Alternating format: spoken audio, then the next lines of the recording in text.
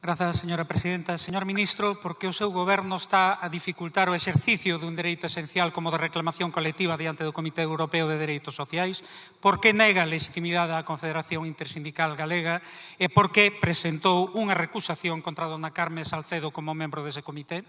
O certo é que hoxe mesmo se está a debater no comité a recusación que vostedes presentaron contra a profesora dona Carme Salcedo. Entendo que por considerar que podería ser favorável ás reclamacións sociais sindicais como a presentada en relación coas condicións de despedimento ou co salario mínimo interprofesional. E si impulsaron manobras obstruccionistas como as alegacións presentadas pretendendo impugnar a legitimidade da CIGA, a primeira central sindical en Galiza en representación dos traballadores e traballadoras para interpor unha reclamación por incumprimento da Carta Social Europea en relación co salario mínimo interprofesional. E eu insisto, por que?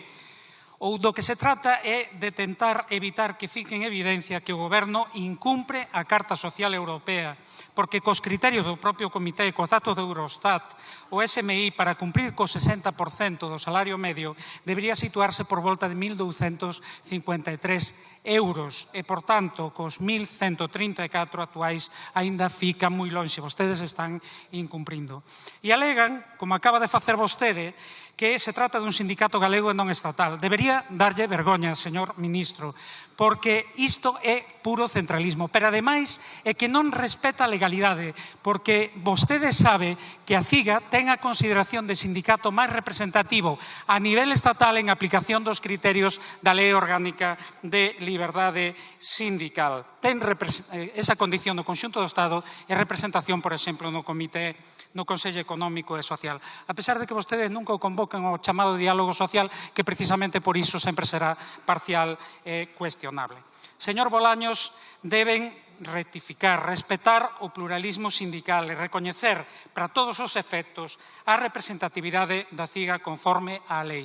Porque se non respetan a CIGA, non respetan os traballadores e traballadoras galegas, non nos están respetando. E debe deixar de obstruir un dereito sindical esencial como de reclamación colectiva, porque se non respetan o labor dos sindicatos, tampouco están respetando os dereitos dos traballadores e traballadoras.